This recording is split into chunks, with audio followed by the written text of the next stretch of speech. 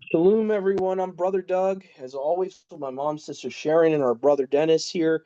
We are the Wakened by Yahuwah Assembly and Yahuwah Almighty and Yahushua Messiah.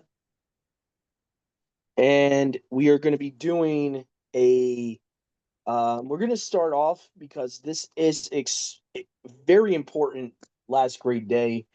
So I just want to kind of do maybe one or two cross references just to remind people, and for people that are uneducated about this day. This is the 8th day of the Feast of Tabernacles. For those that keep the crescent, I like to call it the sliver lunar solar biblical calendar that you can find through the scriptures of Genesis to Revelations, and you can find in Enoch. So this for us, this is the last great day of the Feast of Tabernacles on the calendar we're keeping.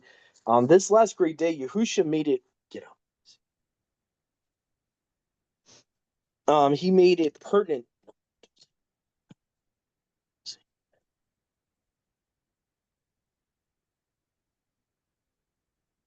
So Yahusha, when he was speaking in John 7, no,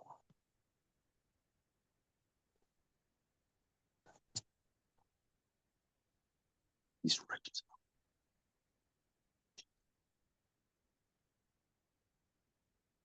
So Yahusha, when he was speaking to all of Yashrael, mainly the Pharisees at this point in time, historically, you would have had mainly the southern house, right? So it's mainly going to be the Pharisees and the rest of the Yahudim, maybe some Benjamites there at the feast, the Levites. That's mainly who's in the land at this point. That's who he's talking to. So he's saying in John chapter 7, let me just find the verse here. So, and this is an important chapter by itself. It's a great chapter to read by itself. We just don't have time to go through over 50 verses here today. But so I just want to go to the important verses here. So, where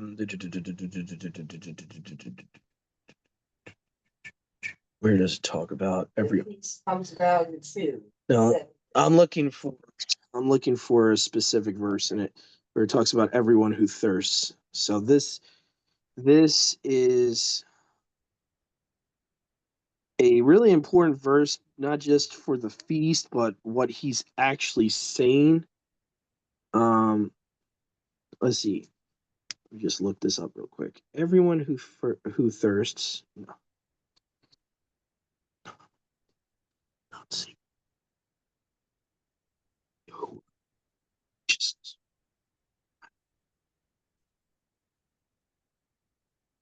Oh, it's around 37. Yeah, I know it's in the chapter. I'm just looking through the verse. No, I know you were trying to help, but there is a specific verse I was looking for because he's quoting from Isaiah 55:1. So a lot of people miss this. So you said 37. When he starts talking about anyone who's thirsty come to me. Yeah. So right here is the verse my mom's talking about. In the last day, that great day of the feast, talking about the 8th day, Yahusha stood and cried and said, "Get out. Let him come unto me and drink. He that believes on me, as the scripture says, out of his belly shall flow rivers of living water.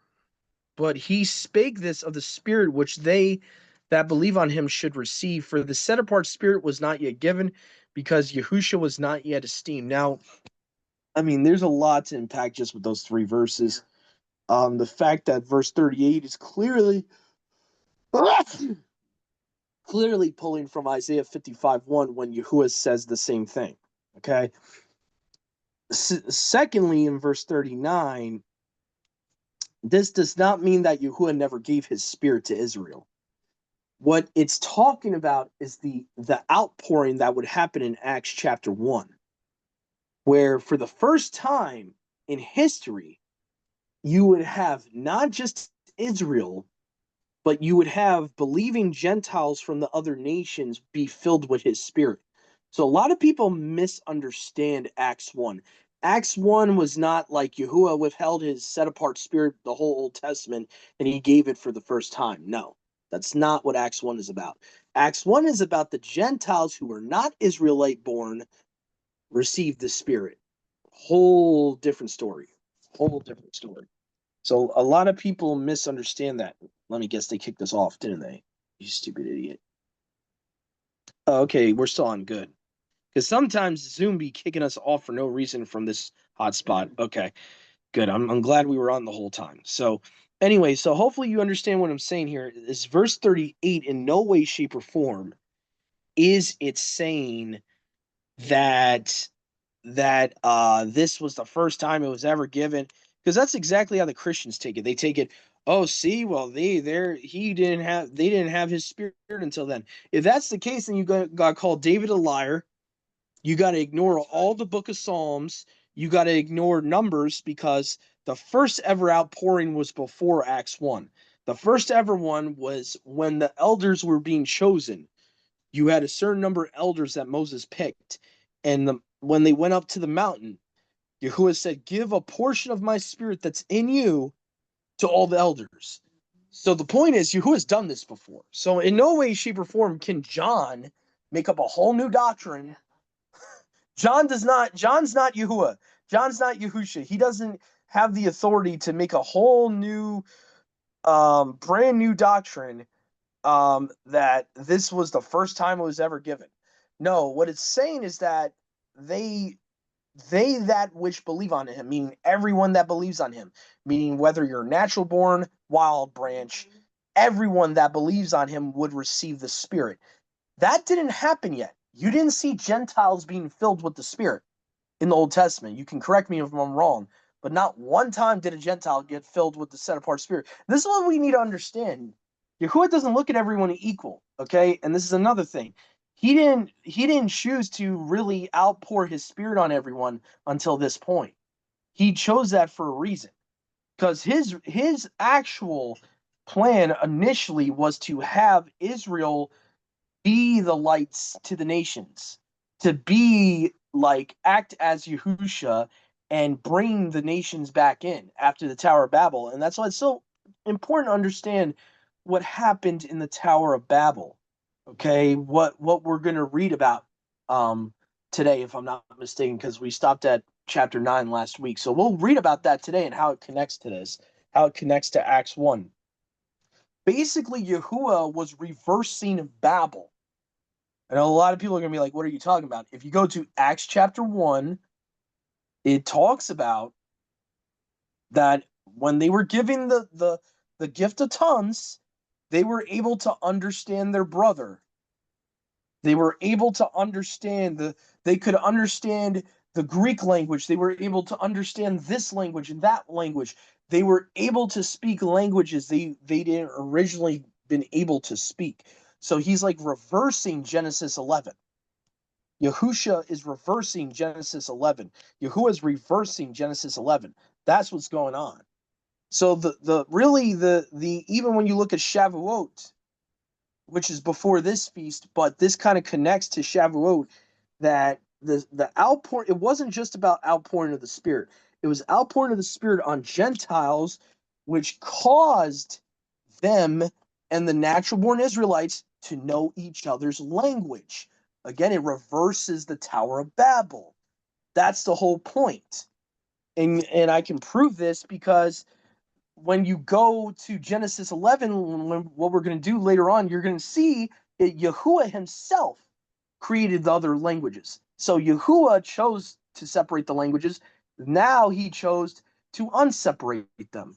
So that's why I know a lot of people are worried about these whole Babel things, these whole communication things. But Yahuwah's separating the languages was not supposed to last forever, regardless. He of himself, through the gift of tongues, was already reversing it. And that's what people don't understand. The Tower of Babel thing was only to be temporary. That was not to be, he did it to discount their counsel, to basically so they couldn't understand one another and they could stop building the tower. That was the whole point of making all those languages. It wasn't so that you could never understand your brother. That wasn't the point. It was never to be for eternity. So people get all mad about the Babel technology that's now. It was Yahuwah's will to reverse the tongues in Acts 1. It's not that big of a deal. He already was reversing it back then, and he even tells us he's going to give us a new language in Zephaniah. So he doesn't want us to be in disarray. The point of confusing the languages at that moment in time was to make sure they would stop building the tower. That's the only purpose of that. It is not to create all these other languages for the sake of creating other. No, that wasn't his purpose. And a lot of people misunderstand that. A lot of people create these weird doctrines like, oh, it's wrong to be translating languages with the earphones. No. If Yahuwah is already doing that himself in on Pentecost, how is it wrong to use technology to do the same thing? So you can understand one another. Like they got these earphones now where if you marry into a Spanish family and you're a white guy like me, you can understand what your in-laws are saying. There's nothing wrong with that.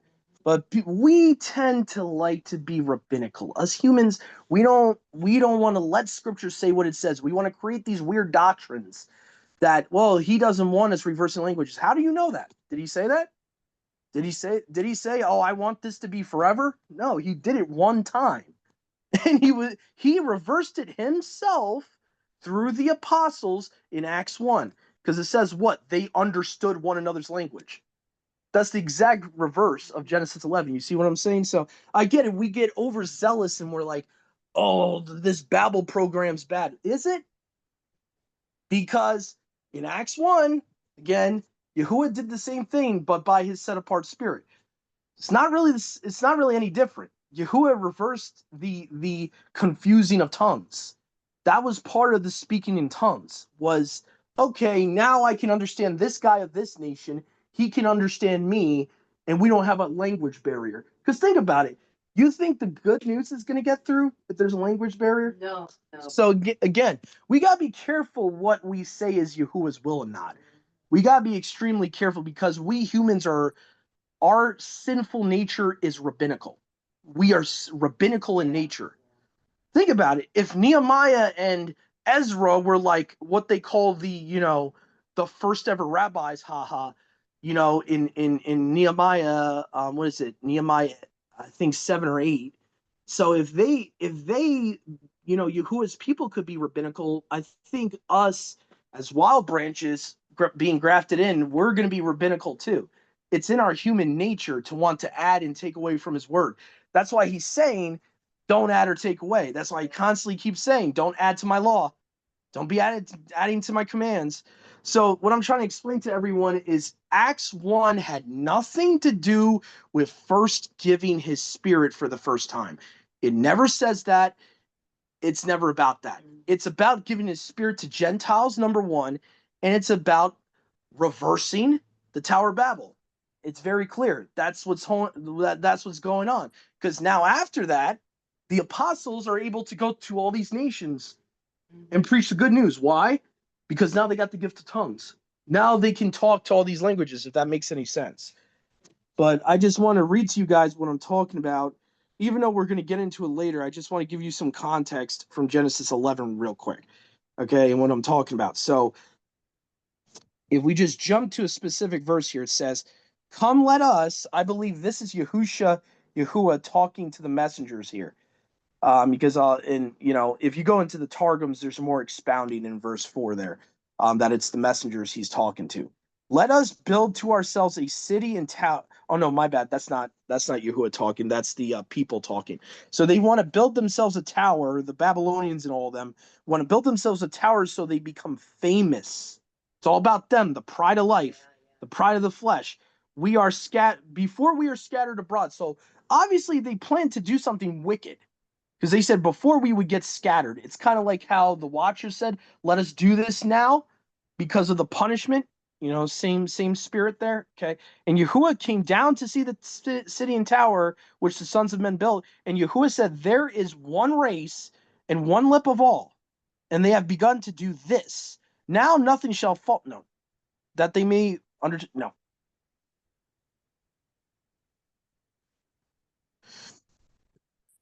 So it says that they will not fail from them all that they have undertaken to do. Come, having gone down. Now this is the part I was talking about. Let us. The us here, I think, is Yahuwah, Yahusha, and the angels. That's what I believe through looking at it, the the Hebrew interpretation of that, because the only reason we think us is Yahuwah and Yahusha here is because we're thinking of the Trinity.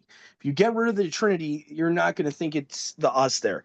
Because think about it, if Yahuwah and Yahusha is one person in this context, they don't need to say us. Okay, so it says, "Come having down, let us there confound their language, that they may not understand each voice of his neighbor." Now, so the Targums expound on it and say that the word of Yahuwah spoke to the messengers and told them to do this. So basically, you have the messengers that later would inherit these nations, when they were righteous messengers. And Yahuwah scattered them over the face of the no over the face of all the earth. They left off building the city and tower. So what was the purpose? So they would be scattered, so that they would not be able to build the tower. That was the only purpose.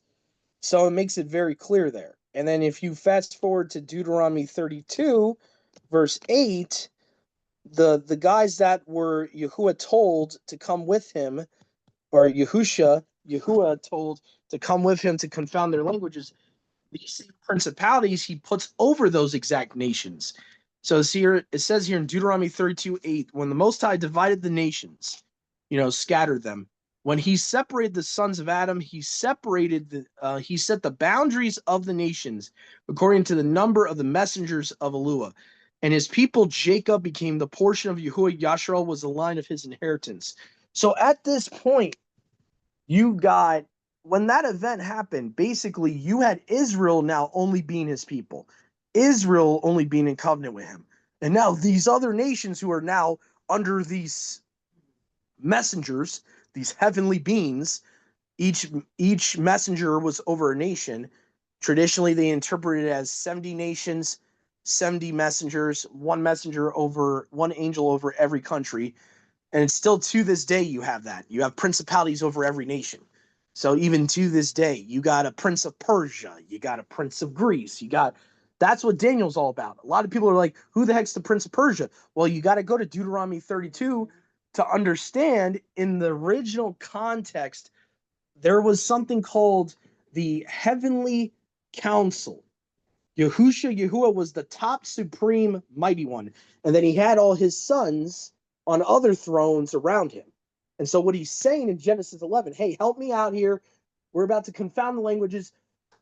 I'm trusting you guys that you don't get corrupted here, that you rule over these nations and do what I tell you to do concerning them. And this is the prequel, by the way, to Psalms 82. So Psalms 82 is the same guys he put over these nations. So when he says you're going to die like men, he's talking about these principalities that he gave them responsibility. They did not heed to the responsibility.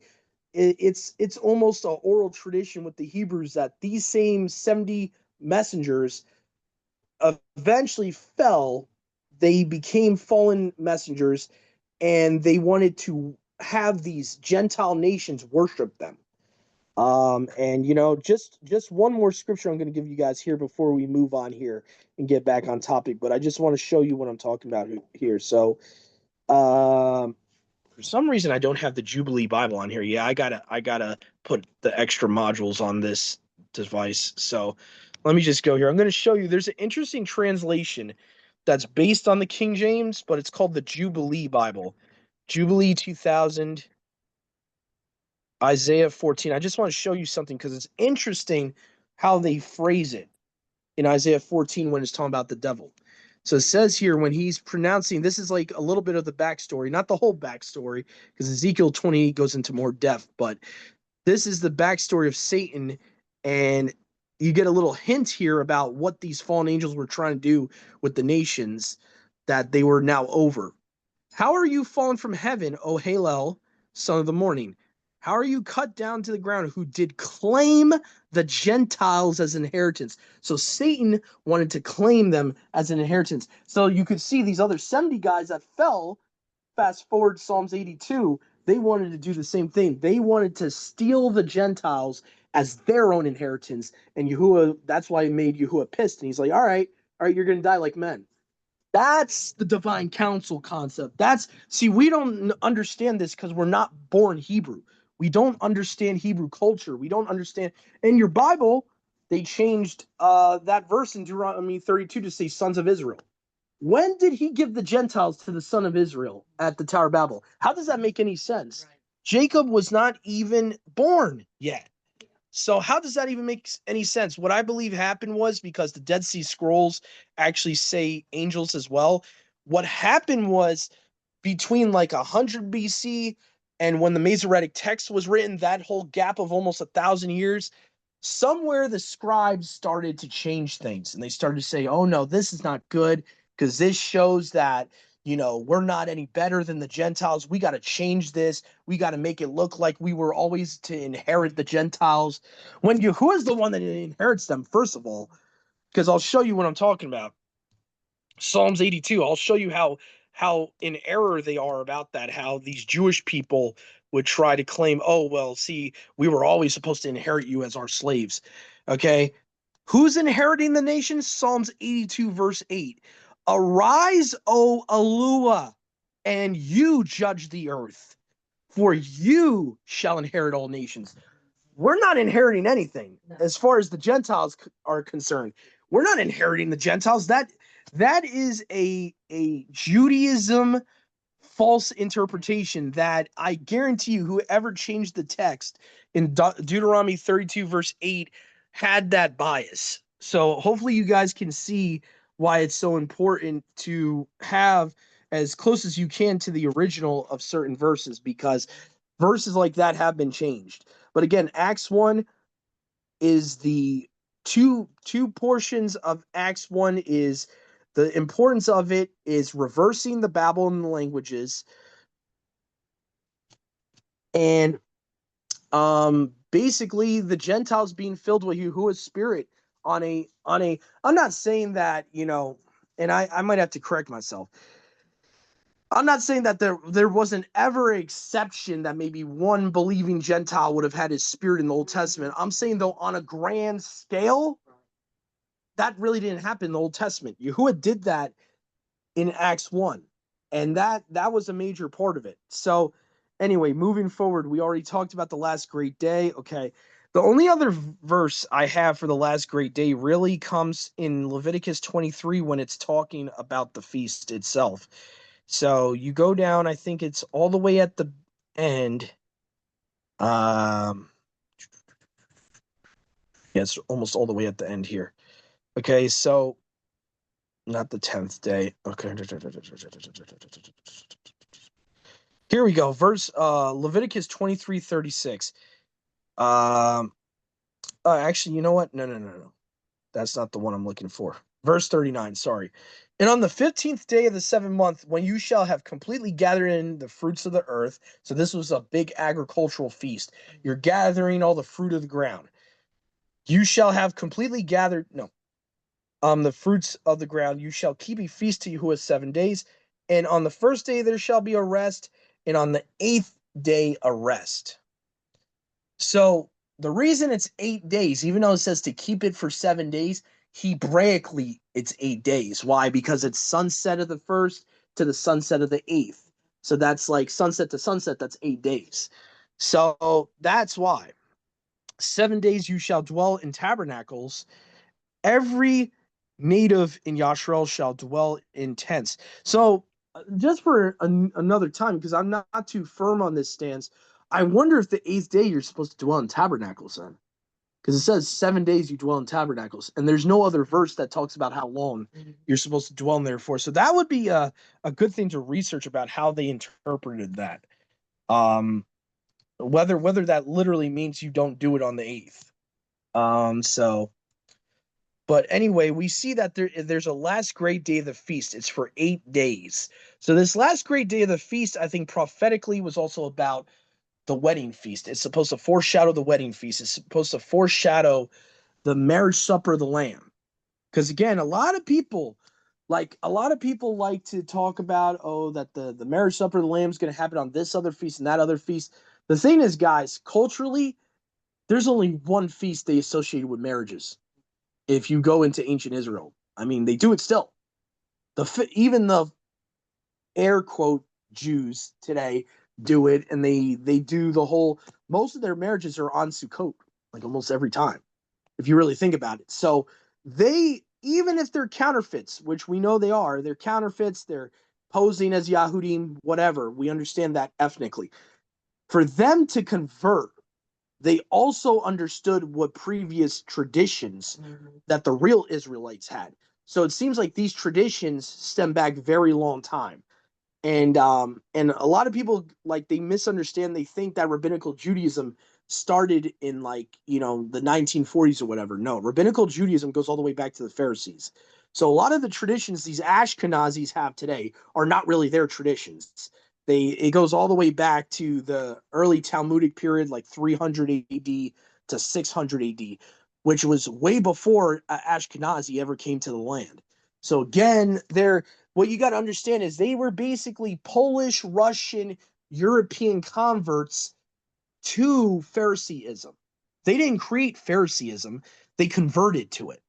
So that means it stemmed earlier. All these Talmudic traditions were early in the 3rd to 6th century. So, and you can prove that just by, like, searching online. When was the Talmud being composed? It was 300 AD to 600 AD. Obviously, we know that these Ashkenazis were not in the land back then. So these were real ethnic Yahudim that were, starting to corrupt the Israelite religion with the Talmud and stuff like that. That's what happened. But I still find it interesting with their traditions, though, about Sukkot, and that it's like the one feast that they get married on. It's like, seems to just general marriage seems to happen. So, yep, go ahead, Mom. I just want to ask a question. This might not be that pertinent, but it's something that crossed my mind. The name of the canopy that they get married under, is that the same name for the tabernacle? It means to dwell. Okay. It means to so like the place that Jacob went, that was called sukkot. It's almost the same root word. It means to dwell, like dwelling or to dwell, a dwelling place. So, yeah. Now, as far as the tabernacle, I don't know if it's ever called that. The if you're talking about the tabernacle in the wilderness, I don't think it's. No, I don't Yeah, mean that. I yeah, mean yeah. the thing that they were Yeah. dwelling under. Yes, Temporary. sukkah. Yeah, Sukkah. yeah, like a sukkah. Got it. So Sukkot comes from the root word sukkah, Okay. which means to dwell or dwelling place. So it's a temporary dwelling place. So that, and the original reason was because they were in the wilderness for 40 years. So they were trying to humble themselves to remember what it was like to be in the wilderness for 40 years. That was another reason for the feast. But yeah, traditionally today, we know you can go to Israel and you can see for yourself, even though I wouldn't recommend going there right now. But I'm just saying that this was a traditional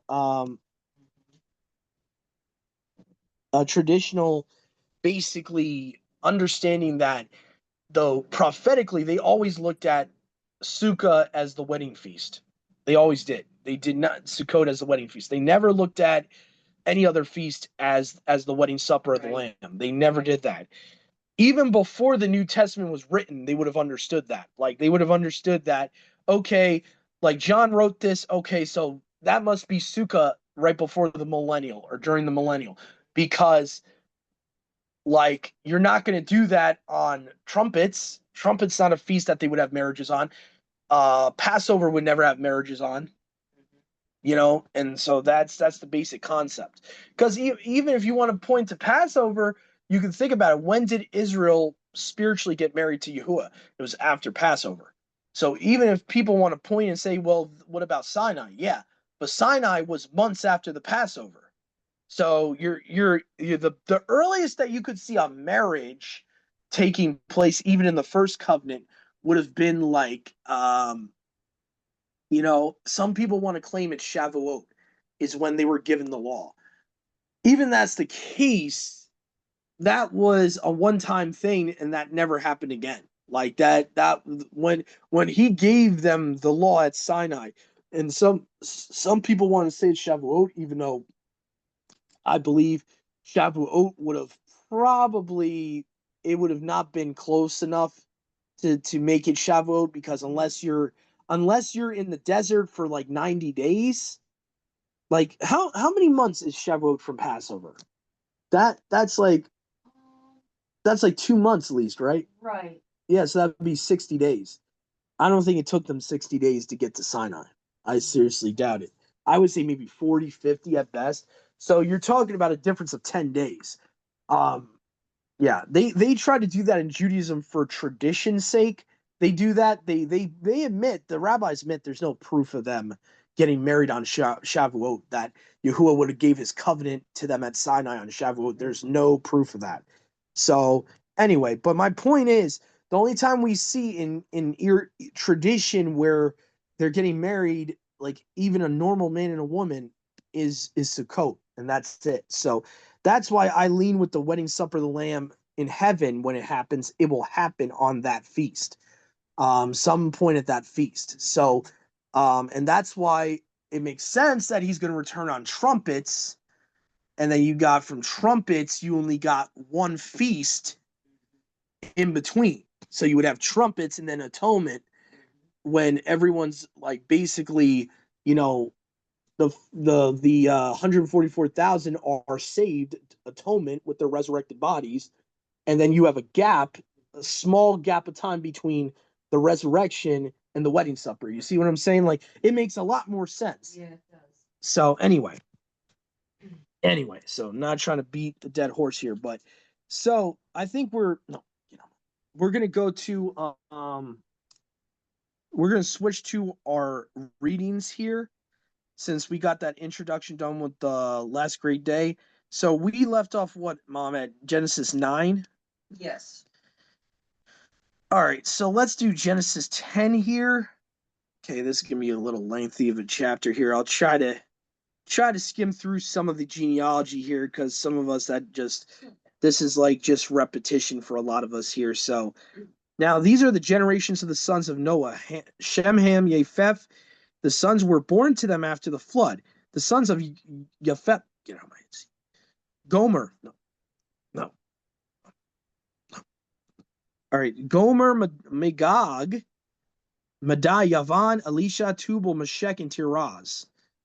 Now keep note that this is talking about Japheth's lineage. The sons of Gomer: Ashkenaz, Ripha, and Togarmah. So when I tell someone that they're not the Jews and they have no lineage to David, this is not hate speech. This is fact. This is scriptural fact that they are a descendant of Gomer by Japheth. They are not a Shemite. So to say that, to if I call a Jewish person and say to them, you're not really a Jew, that's not hate speech, because you can find it in the Bible. Okay, it can't be hate speech if it's true. Okay, they're again, not all these guys know that their ancestors have been trying to steal someone's identity. This is A lot of this stuff has been hidden from a lot of these Ashkenazi people. A lot of these Ashkenazi people just don't want to know the truth. Okay, and that's the reality too. So, and that and I know there's some people even in this walk that want to still hold on to that lie. I'm sorry, guys, but Scripture says they're from Japheth. They're not from Judah. They're not from Shem. So unless they're mixed, like they would have to have a descendant of Judah be their dad, like maybe not their direct dad, but they're like, you would have to have some mixture going on in their lengthy genealogy at some point for them to be part Yahudim. You would either have to have a male descendant of Judah or a female descendant at some point in time. If you don't, if they tell you they're pure 100% Ashkenazi, they cannot be of Shem. I'm sorry. From these were the islands of the Gentiles divided, in their land, each according to his tongue, in their tribes, and in their nations. Now, just to not confuse people, the Septuagint in the Greek, when it talks about Gentiles, it can either just say nations in general, or it can be talking about the heathen nations. The Septuagint's not going to distinguish. It's not going to distinguish between the word nations and goyim. It won't distinguish. So don't get tripped up when you see the word Gentiles already. That's just a way their audience would have understood. Because mind you, right? Who is translating the Septuagint? Hebrews. Okay, so the Hebrews are translating into Greek the original Paleo Hebrew scriptures, and they're trying to give their Greek audience a way to understand what's being said here. So at remember, by the time it's 300 BC, if you're not an Israelite, by default you're a Gentile. There's no third category. Okay, the sons of Ham, Cush, Mitzrayim, Pud, and Canaan. The sons of Cush, Seba, Havilah, Sabatha, Ragma, Sabaka. No, no, I'm not gonna do this. No, I'm not. All right, so you got Sabaka, Ragma, Saba, Didan. Get on my hands. Cush, no, no. Cush begot Nimrod. He began to be a giant upon the earth. He was a giant hunter before Yahuwah, Elua.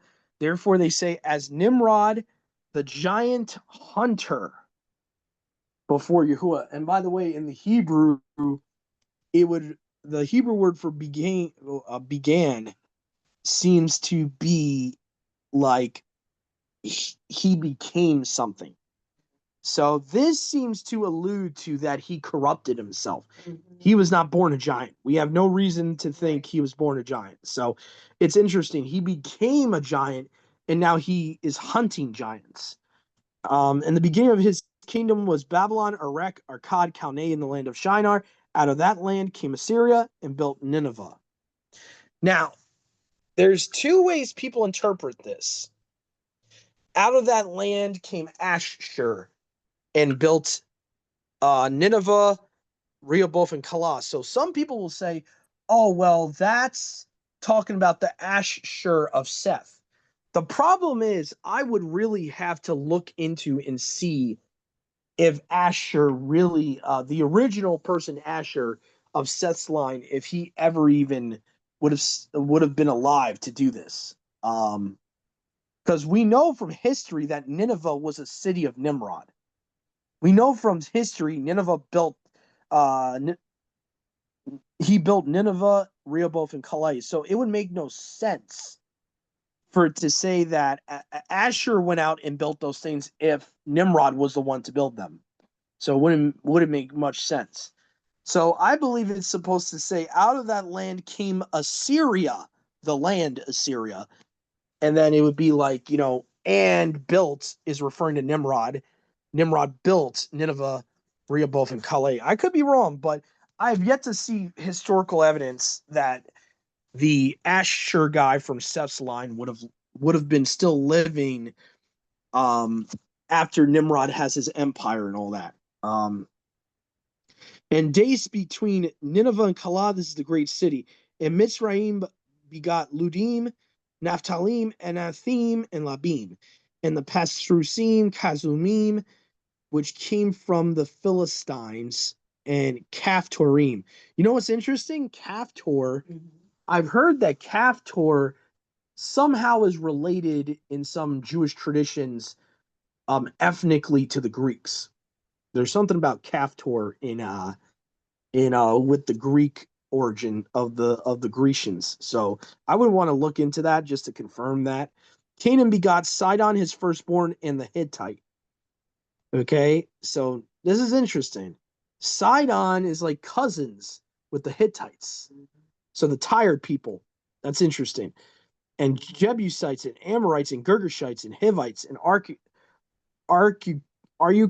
and Assanite and the Aradian and Sumerian. Interesting. And Sumerian, that's interesting. Hold on, let me look at the Hebrew of that. That's interesting. The Septuagint, instead of Hamathite, that's kind of interesting. Oh, no. Sumerian is mentioned here, like Samaria. Aradine, Samarian, Amathite, and after these, the tribes of the Canaanites were dispersed. That's kind of interesting. The boundaries of the Canaanites were from Sidon till one comes to Gerar or Gaza till one comes to Sodom and Gomorrah, Adamah, Zoibim, as far as Dasa. No, I do care. No. All right, so the two sons of Ham, or my bad, there were the sons of Ham in their tribes according to their tongues, in their countries and in their nations. To Shem himself also were born children. Father, no. The father of all the sons of Eber, the brother of Japheth the elder, the sons of Shem, Elam, Asher. So this is what the people were talking about before that interpret Genesis 10:11 to be talking about Asher building Nineveh. You know, that other view. So this guy Asher is mentioned here in this chapter, and like pretty much we don't hear from him ever again. So Asher, Arphaxad, Lud, Aram, and Canaan. By the way, Aram becomes the Arameans. The sons of Aram, Uz, Uai, Geter, and Mosek. So this is why technically, Abraham was an Aramean. Technically, by what we would call geography, he was an Aramean. Maybe not ethnically, but geographically, he was an Aramean. And Arphaxad begot Canaan. Canaan begot Salad.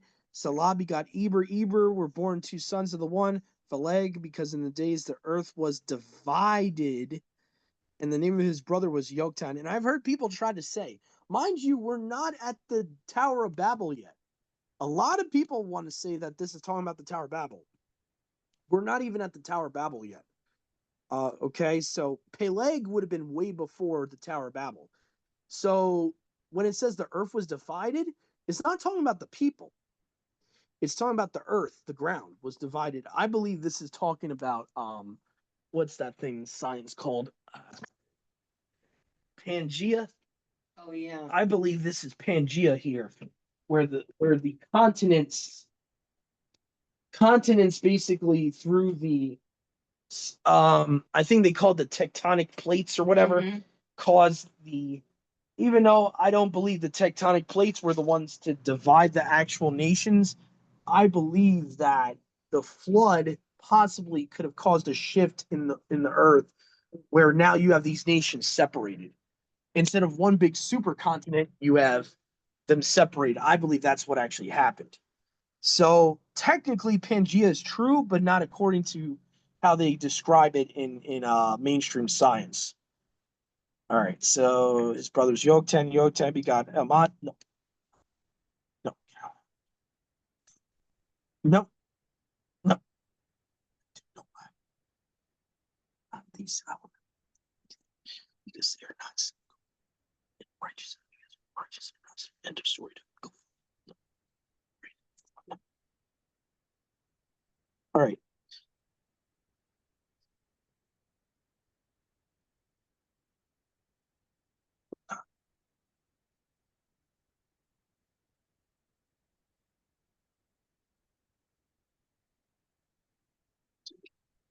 All right, so we're at Yoktan begat Almadad, Selah, Sarmath, Yarak, Odora.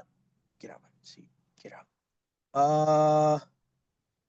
Odora and Ibel, Dekla, Aval, Bimal, Saba, and Ufir, and Avila, and Yobab. All these were the sons of Yoktan. So that's interesting. We have a Yobab here, but then there's a later Yobab. So that's interesting. So Job must have been a very common name. And their dwelling was from Massa till one comes to Saphira, a mountain of the east. These were the sons of Shem in their tribes according to their tongues, in their countries, and in their nations. And this is how we know it's not talking about the Job of the book of Job. These guys are from Shem. They are not from Edom. Okay. Even though Edom comes from Shem and the Edomites were the brothers of the Israelites. So basically like cousins. But this is specifically talking about pre-Israelite genealogy. So these are the sons of Shem and their tribes according to their tongues and their countries and in their nations. These are the tribes of the sons of Noah according to their generations, according to their nations, of them who were the islands of the Gentiles scattered over the earth after the flood. So basically, this is going into the Tower of Babel. We're not at the Tower of Babel yet. They're basically giving you a genealogy that leads into the next chapter of the Tower of Babel event. So we're about to get to the Tower of Babel. Okay, Genesis 11. Mom, you want to read? Sure. Not. Okay, now the whole world, one language, with common speaking. And when the people moved eastward, they found a plain in Shinar and settled there. They said to each other, "Come, let's make bricks and bake them thoroughly." They used brick instead of stone and tar for mortar. Then they said, "Come, let us build ourselves a city with a tower that reaches to the heavens, so that we may make a name for ourselves. Otherwise, we will be scattered over the face of the whole earth." But Yahuwah came down to see the city and the tower the people were building. Yahuwah said, "If as one people speaking the same language, they have begun to do this, then nothing they plan to do will be impossible to them. Come, let us go down and confuse their language so they will not understand each other." Okay. So Yahuwah scattered them from there all over the whole earth, and they stopped building the city. That is why it was called Babel, because the Yahuwah confused the language of the whole world. From there, Yahuwah scattered them over the face of the whole earth. This is the account of Shem's family line. 2 years after the flood, when Shem was 100 years old, he became the father of Arphaxad. Just look at this footnote a second. Meaning, okay, they're saying father could mean ancestor. Okay, all right. Yeah. When Shelah, then Arphaxad, okay, here we are. When Arphaxad had lived 35 years, he became the father of Shelah. And 11. We're at 11. yeah, I know. Genesis 11 is still Yeah. giving a genealogy? Yeah. It's entitled From Shem to Abram. No, it shouldn't. Then your Bible's screwed up then if that's 11. Okay. It should say, "And all the earth was one lip." The Tower of Babel should be Genesis 11. That's what I'm reading. No, that's not what it says, though. The chapter doesn't start with that, Mom.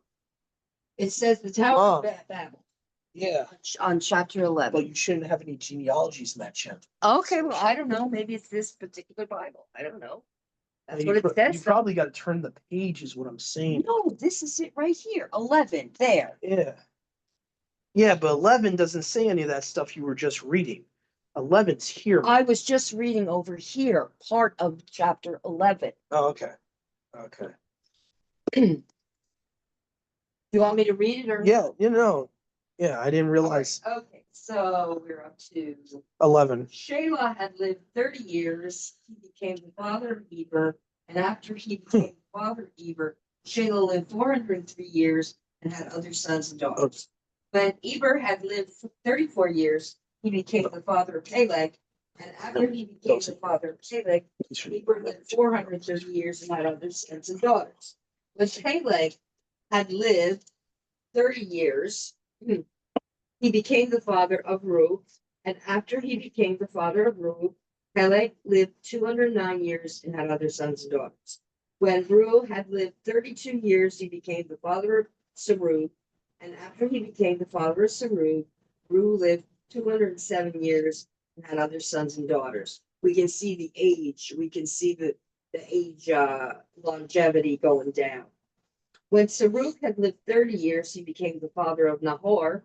And after he became the father of Nahor, Serug lived 200 years and had other sons and daughters. When Nahor had lived 29 years, he became the father of Terah. And after he became the father of Terah, Nahor lived 119 years and had other sons and daughters. After Terah had lived 70 years, he became the father of Abram, Nahor, and Haran. Now, this is entitled Abram's family. This is the account of Terah's family line. Terah became the father of Abram, Nahor, and Haran. And Haran became the father of Lot. While his father Terah was still alive, Haran died in Ur of the Chaldeans in the land of his birth. Abram and Nahor both married. The name of Abram's wife was Sarai, and the name of Nahor's wife was Milcah. She was the daughter of Haran, the father of both Milcah and Yishka. Now Sarai was childless because she was not able to conceive. Terah took his son Abram, his grandson Lot, son of Haran, and his daughter-in-law Sarai, the wife of his son Abram, and together they set out from Ur of the Chaldeans to go to Canaan. But when they came to Haran, they settled there. Terah lived 205 years, and he died in Haran.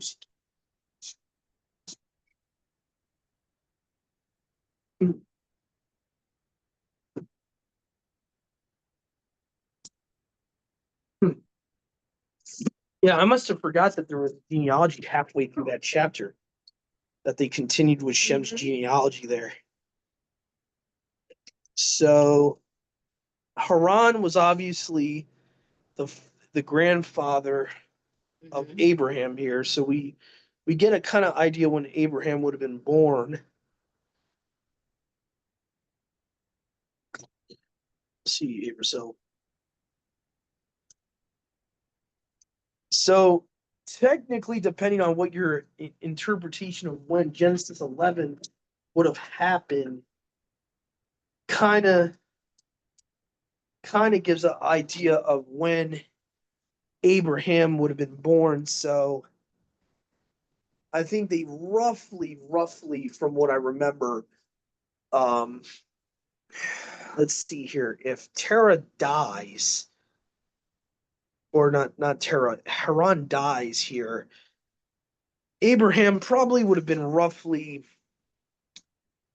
I'm thinking by the time his grandfather dies, he's probably at least like 20, 30 years old, or possibly older. So, but this is how we know the book of Jasher actually is false. If you go earlier on in the chapter, I believe it's Genesis 11. I think it's 11:11. Yeah. This is how you know Jasher's false. You go to verse 11 here in the Septuagint, it says, Shem lived after begotten Arphaxad 500 years and begot sons and daughters and died. So the Septuagint says, and died. Okay, so that means that Shem is already dead 4 chapters before Melchizedek meets Abraham. So there's no way he can be Melchizedek. Right. The Samaritan Pentateuch says the same thing. It says, and died. Now, the Masoretes took out the phrase and died, and I think they also gave him an extra 100 years. Doesn't yours say 600 years? Okay. For Yeah, for verse 11. When it talks about Shem begot Arphaxad. And after he became the father of Arphaxad, Shem lived 500 years.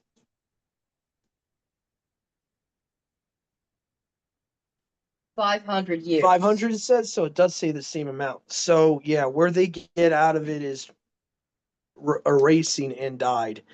So by erasing that, that would make the reader think that he's still living. Right. After the 500 years. So that's how they get this idea that he would have met Abraham and that he would have been almost 1,000. I mean, guys, he would have almost had to be like 1,000 years for that story to be true. For Shem to meet Abraham, that would be literally, you would be putting him almost at 1,000 years. Because think about it. How many generations is Shem to Abraham? It's like at least a couple hundred years. Mm-hmm. I'll even look it up right now. I'll even look it up right now just for the heck of it. How many generations between Shem and Abraham? Just to prove my point here. So, okay.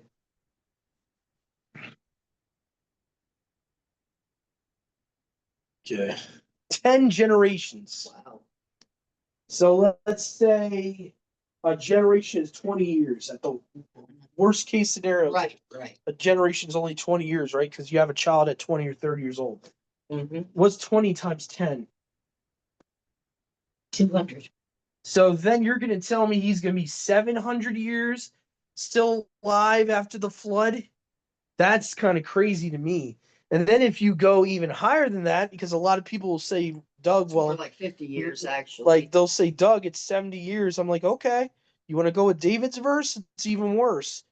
It's 70 times 10, 700 years. Mhm. So the guy would be practically 1,200 years old. He's not going to be alive when Abraham's meeting Melchizedek. Mm-hmm. Yeah. He's not. And then you would have to say, then you would have to furthermore rationalize him being 1,200 years the only guy post flood that lived to 1,000. Adam didn't even live to 1,000 or higher than 1,000. Then you would have to even say, then, well, Paul must be lying because Paul's equating Yahusha as Melchizedek, because it's very clear that's what Paul does in the book of Hebrews. He's outright telling you Yahusha's Melchizedek. So then you have a problem with Genesis 11 in Hebrews, if you're going to say that. Then you have, or Genesis 14 in Hebrews, when in actuality they agree, and that's always who has been Melchizedek, is Yahusha. Okay, it's very clear. So not realizing that, and this is why I say you got to be careful, like what extra biblical literature you hold on to, because that fact alone shows that Jasher is just midrash. It's Talmudic midrash. It's not to be trusted. Okay. The Septuagint and the Samaritan Pentateuch said, and he died. Okay. So he died in Genesis 11, which means that whoever Melchizedek is cannot be Shem. Okay. That meets up with him 3 chapters later, mind you. 3 chapters later, in a historical sense, you're already talking about like 10 generations later. Because first of all, Abraham, I think, how old is he in Genesis 12 or 13? I think it says something about being 70 or 80 at that point. Mm-hmm. So because the Melchizedek thing doesn't even happen until 14. 75. 75. So by the time he even meets Melchizedek, he's almost 80 years old. So it makes no sense. Logically, at worst, at best case scenario, for those that want to argue for Shem, you're saying Shem would be like 700 years old. That is ridiculous. No one was living that long after the flood. No one. You can look at everyone's age. They were 300, 400, die. They died every time they were like near 400 or 500. Okay. So he was not, there's no verse that would have even indicated that Yahuwah is going to let Shem become like a Superman. Okay. There's no verse that would ever even indicate that. Okay. So the whole legend of Shem is to discredit the New Testament. It's very clear in their own writings and how they felt about Paul. Okay, they were trying to discredit the New Testament. They were trying to say that the New Testament deviates from their traditions. Yeah, the key phrase is tradition. Okay, so again, but this is why it's important to understand that we have proof in the biblical text of itself that Jasher cannot be true. It's not scripture. It's not to be treated as scripture, and that's just reality. So, um, anyway, um, so let's see here. Uh, was there anything else really here? I mean, there was a lot of genealogy still. Terah. So we see Terah here, Mm-hmm. Abraham. Like I said, by the time you get to chapter 13, Abraham's already 80. So Mm-hmm. that means even at the Tower of Babel, Abraham was probably 20, 30 years old already, most likely. So he would have already been born, or even a tenth of his life would have already been lived at that point. So, and again, remember too that Nimrod was was born. Another big problem too is people will say Nimrod was Amraphel, king of Shinar. The reason I had to reject that, and that's another thing that shows Jasher is full of you know what, is because first of all, Nimrod would not have lived that long. Number one, he would have not lived. He would have been like very close to 700 as well. Because if Nimrod is around king, he's not a little baby being king. Like if he's involved with the Tower of Babel, right? We could probably assume he's at least 40 years old, 50 years old at that point, at least. Um, he's probably somewhere, you could even make an argument for 50 to 100 years old at that point. Because let's see here, if you go early in the chapter, right in Genesis 11, okay, mind you, Genesis 10 is when he's talking about being born. So Genesis 10 is like the beginning of Nimrod. Okay, so he already has a kingdom and everything in chapter 11. So he most likely is almost middle-aged at this point. Because in the previous chapter where he's actually born, it talks about Cush begot Nimrod. Cush is already two generations from the generation of the flood, right? Because you have Ham and you have Cush. And so um, Ham would be Nimrod's what grandfather, Mm-hmm. and then you have Ham. Noah would be what, his great grandfather. Mm-hmm. So okay, so let's just I want to just look at this realistically here, right? Okay, so let's search this again. Noah, how many generations? Okay, how many generations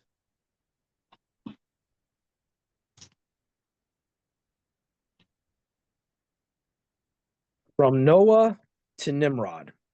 Because this is another thing they'll try to tell you. They'll try to tell you that Nimrod somehow knew Noah in certain texts, okay? Or that Nimrod would have known Abraham, okay? Right here, you got four generations, right?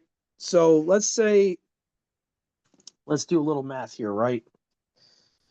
Let's just say you said what, Mom? Most people think 50 years is a Yes, I generation. think so. Yes. Okay, so we'll do both. We'll first do 50 and then 20 just to get a decent idea, okay? Mm-hmm. So 50 times 4, 200 years.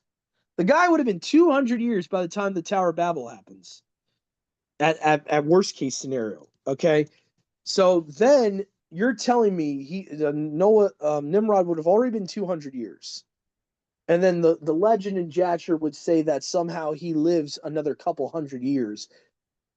By the time he would have got to um kidnapping Lot, he would have already been like 500, 600 years. So he would have already been dead, possibly. Let's just say that because you got Genesis 11 to Genesis 14. That's already another couple hundred years. So if especially if Abraham's already 80 in Genesis 13, and him and Abraham are not the same generation whatsoever. Matter of fact, all right, so let's just say he's 200, right? Worst case scenario. So from that point in 200 years, let's see how many generations. I'm going to look this up real quick. How many generations is Nimrod from Abraham? Because there's a legend that supposedly Amraphel, the king of Shinar, would have been Nimrod. They claim in Jasher. I'm going to show you how this is false. 7 possible generations. Okay? So let's just say, right, Nimrod would be 200 years when Abraham's born, right? Okay? But then you got to do 50 times 7. 350 plus 200. Now that's that honestly, that's the best case scenario, is the guy's almost dead by the time Abraham's born. Mm-hmm. Then you got to add another 80 years. Because Abraham's what, 75 in chapter 13? So you're talking about 630 years old Nimrod would have been. And Abraham, like, by the time Abraham's brother would have got kidnapped or whatever he was, his nephew, whatever. Yeah. Okay, so Genesis 14, Nimrod would have been at his dying days. Why would he be king, and why would he be fighting if he's already 630 years old? Okay, and if supposedly he's still alive.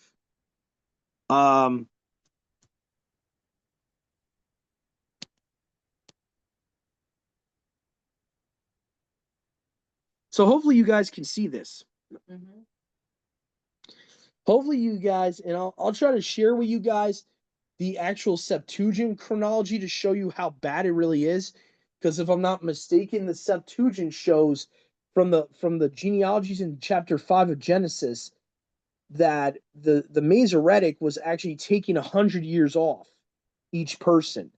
So that means you're actually dealing with 1,000 years of lost history if that's the case, and then that means Nimrod would have actually been more like 1,200 years if he would have lived to Genesis 14, which it would be impossible for him to be alive at that point. Okay, so even if you look at the Masoretic or the Septuagint, the Masoretic actually contradicts itself when you just look at the time frame of Nimrod to Abraham. It doesn't make sense. Nimrod is 7 generations prior to Abraham. There's no way. And then let's say, like, people will say, well, Doug, actually 70 years, 70, right? A lot of people want to say it's a generation, right? Because of what David said, our years are 70 or whatever. Mm-hmm. That's even worse. 70 times 7 is 490 years. So Nimrod would have been, wow, he would have been 690, then plus another 80 years. He would have been over 700 years old in the Masoretic genealogy. He would have been 770 years old at the time of Genesis 14 if he's Amraphel. That is impossible. That is impossible. And I know some people are going to say, oh, the giants, he was a giant. The giants were not immortal, guys. They died. The giants, and I forget what even extra biblical text it talks about. The giants only lived about 400 years. So 770, no, he was not living that long. Okay, so point is, Jasher is a fake midrashic book that revises history, even Israelite history. Anyone that tells you that scripture, just show them that. Show them that the Nimrod being Amraphel does not fit, and show them that Shem being Melchizedek does not fit. So that means you have 2 contradictions with scripture in the book of Jasher. And again, this study's not about the book of Jasher. I just was putting it out there that's important to point out. Okay. All right. So Genesis 12 we are at, and I think that's the last chapter for today, right? We were just doing 3. So, huh? Yeah. All right. And Yahuwah said to Abraham, go forth out of your kindred, out of the house of your father, come into a land which I will show you. I will make you. No, this is not. Yeah.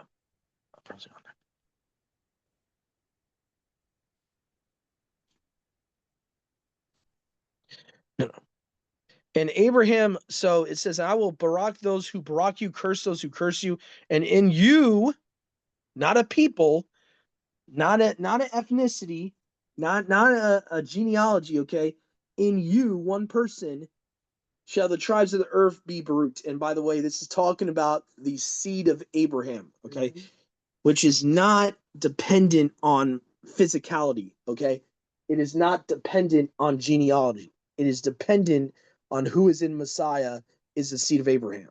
Meaning that you can be a physical child of Abraham and not be a child of Abraham, okay? By your spiritual lifestyle, and by you not being in Yahuwah, in Yahusha, if you don't have faith in Yahusha, in Yahuwah, you're not a child of his. Okay, and that's exactly what Galatians 3:29 says. That's exactly what Paul says in Romans, not all of Israel's of Israel. Okay. Um, in you shall all the tribes of the earth be bruised. Fuck. No,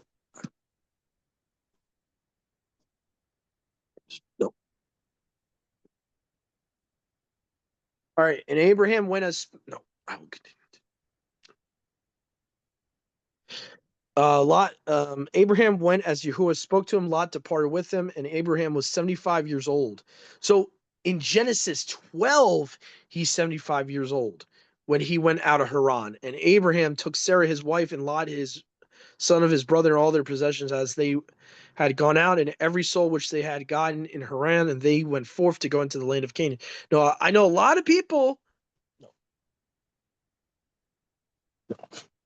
that don't like slavery are going to be like, oh, what does that mean, every soul they've gotten? It's talking about slaves. It's talking about household servants, okay? A servant is a slave. So anyone that tries to say, oh, the Bible doesn't condone slavery, there's plenty of places where you can be a slave master and be righteous. So this is another thing that these stupid libtards are going to tell you. Oh, this is evil and this and that, and the Bible's not.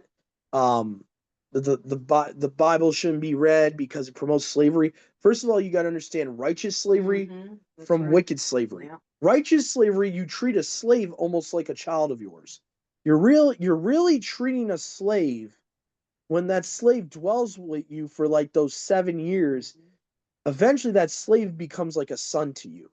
And Yahuwah through Paul, Yahusha through Paul says that you're no, that a slave is more like a son when that happens. And even Yahusha says, you guys are no more like slaves, you're like my brothers. So what is so obviously he's saying during his ministry, they were his servants. So why are we having such a hard time with slavery? It's right in the Bible. It's promoted in the Bible. What's so hard about it? Why are we trying to put a Western thought into the Bible? First of all, transatlantic slave trade has nothing to do with the type of slavery in the Bible. It's not the same thing. So stop being jaded by whatever happened by whatever heathen nation, because America is a heathen nation. It's not a biblical nation. Okay. They didn't understand how to be slave traders because they didn't care. They used the Bible against the slaves. They twisted and manipulated Bible verses to deceive the slaves into becoming their slaves. Okay. They misused scripture. Okay. And it's very clear that's what happened. Furthermore, slavery of itself is not evil. It never has been. Okay. So Paul says himself, we are slaves of Messiah spiritually. So if you're going to say slavery is evil, then you might as well not believe in the Bible. If you're just going to say a blanket statement like any type of slavery is evil, anyway. Fuck you, say no.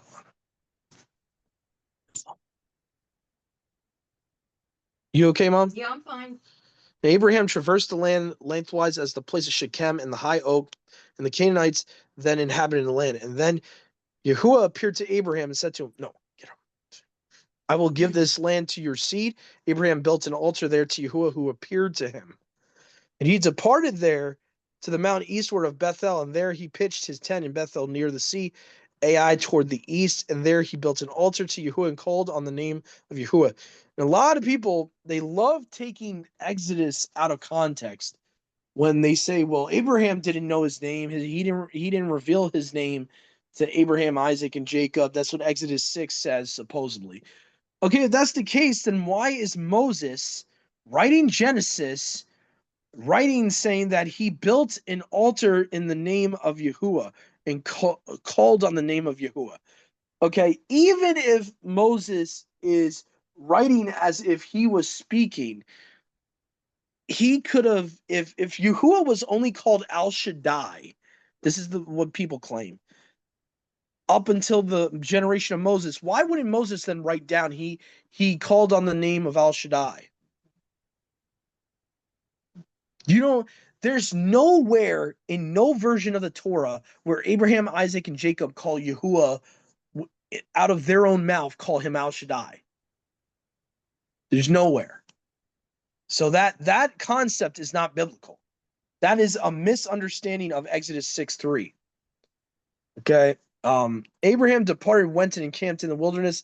There was a famine in the land, and Abraham went down to Egypt to sojourn there because the famine prevailed in the land. And it came to pass when Abraham was when Abraham was drawn near to enter Egypt, Abraham said to his wife, I know that you are a fair woman. It shall come to pass. The Egyptians shall see you. They shall say,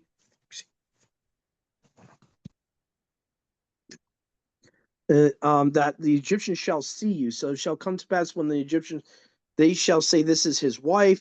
They shall slay me, but they shall save you alive. Say therefore, I am his sister, that it may be well with you on account of you. And my soul shall live because of you. And it came to pass when Abram entered into Egypt, the Egyptians having seen his wife, that she was very beautiful, that the princess of Pharaoh saw her and praised her to Pharaoh and brought her into the house of Pharaoh. And they treated Abram well on her account. And he had sheep, calves, donkeys, men servants, women servants, mules, and camels. And Elua afflicted Pharaoh with great and severe afflictions in his house because of Sarah, Abram's wife. Pharaoh, having called Abraham, said, what is this you have done to me? What do you tell me? What is this you have done to me? Why didn't you tell me she was your wife?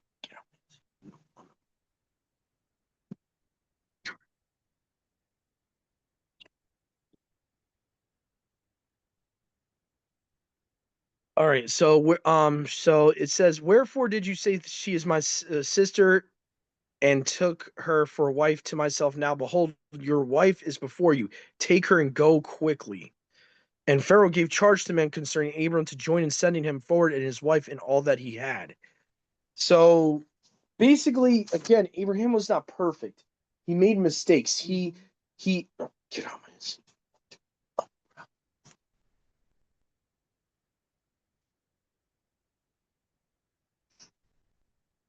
So basically, like, he was afraid of these guys killing him. So out of fear, he told Sarah to lie. Now again, Yahuwah doesn't really judge him for this, but I think at the same time, Yahuwah was trying to show him that he was wrong. Mm-hmm. By having them treat him well. Yahuwah is kind of hinting to him, like, yeah, you should have just trusted me. I know you had lack of faith. You should have just trusted me. And the moral of the story there is like, this weakness of Abraham we should learn from. When we go into situations where fear comes in, don't let fear control your actions. Don't let you act out of fear and start acting out in the flesh because of fear, which he did a couple times. Abraham, after this, even not trusting Yahuwah's purpose, or not his purpose, but his promise, he goes out and has a son in his own flesh. And what I mean by that is Sarah tells him, because she has lack of faith too, tells him to have a son by her handmaiden, Hagar, which again, that wasn't Yahuwah's will. That's why in Galatians, Paul talks about the child of the flesh versus the child of the promise. Mm-hmm. And that mercy cannot be of works, or if it is, it's no more works. And he goes back and forth talking about how mercy is mercy, election is election, works is works. And they're not the same thing. So Paul's own chapter in Galatians talks about this. And he talks about how Yahuwah wanted Abraham to trust him because he was going to give him a child. He didn't need to go through Hagar. So basically what happens is Ishmael becomes the child of works. He becomes the child of Abraham's own human effort. And he basically, even though he becomes a great nation and some positives for him, he doesn't, though, partake, though, in the promise. And so you have these people, the Ishmaelites later on, that are not part of the promise. Even though they could enter in through faith if they wanted to, a lot of them don't. And they kind of stay outside of Yahuwah's household, a lot of them. They just go their own way. There's hints that they might have been Yahuwah fearing people before Sinai, and that they knew Yahuwah and all that. but we don't see them ever coming into covenant. We don't see them ever really come into covenant as a whole nation in Yahuwah. There's certain Ishmaelites I think that do convert, certain just like Edomites. They're kind of similar to the Edomites because the Edomites, they're doing their own thing. The Edomites are a lot more wicked than the Ishmaelites, but they're it's kind of the same thing. They're not really like they're not really convicted to know Yahuwah. There's only a few of them. Job and his friends, as far as we know, and Cornelius of the New Testament are the only Edomites that would have converted at those times. So the majority of the Edomites get pronounced judgment on them. That still is an end times wrath that will happen. Ishmaelites, I don't know. It's hard to tell what's going to happen to them because there's not much talked about them with judgment. There's not much, but yet they did not, as a whole nation, convert. So they still were outside covenant. They still were, even if you want to talk about Masha's wife, it was only Masha's wife that came into covenant. Her sisters didn't. There's no proof her sisters did. Uh, I mean, maybe you could say her father-in-law did, maybe, but even that was like, I don't know. I don't know how Jethro really was there. It seems like he gave him like fatherly wisdom, and then he kind of went his own way. So even that is like a presumption. But the majority of the Midianites, even of Masha's generation, did not convert. They stayed their own way. They did their own thing. And you see them. I think they meet up with the Moabites actually in numbers. They're part of the people that try to curse Israel. They become Israel's enemies. So yeah, if I'm not mistaken. Let me just look that up. Midianites. You okay, Mom? Oh, I'm fine, honey. Midianites join. No, no, no. I'm doing this. These.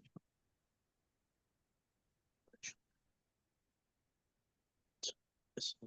No.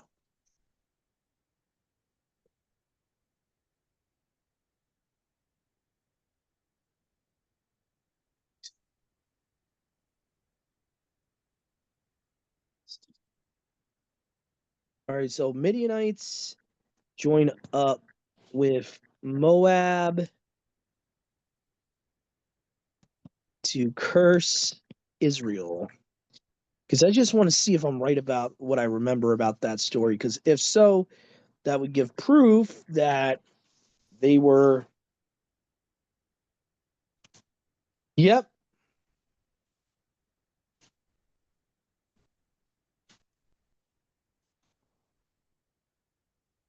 Yep. So you guys can look this up yourself. I might save this link just to share when this gets uploaded. But um, here's a link that it talks all about it. Yeah, they did join up with Moab. So this shows that the Midianites, as a whole, were not in covenant with Yahuwah at that point. They were not, and they became pagans basically.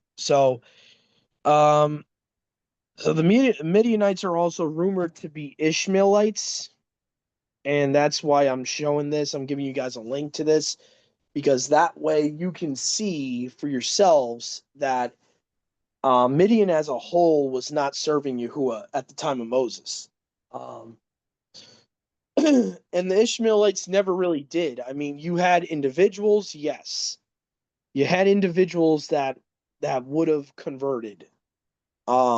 No, praise you, folks. No, these are.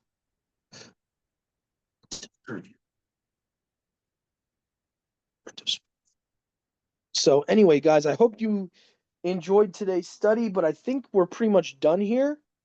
And please stay tuned. I don't think there's anything I could really add from Genesis 12. It's pretty straightforward with the story of Abraham and Sarah. Um, so please stay tuned for next time. We'll probably be doing. We might go back to our previous studies. This is probably going to conclude our Sukkot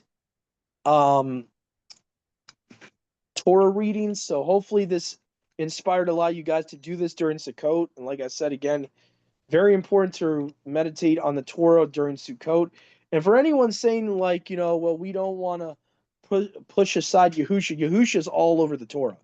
So anyone that says to you, well, you should always be, you know, because this is a big Christian thing on like always preach the Messiah and this and that. The thing is, the Messiah is not just in the New Testament. So we don't, we as people of Yahusha, as people of Yahuwah, we're not to only focus on the New Testament.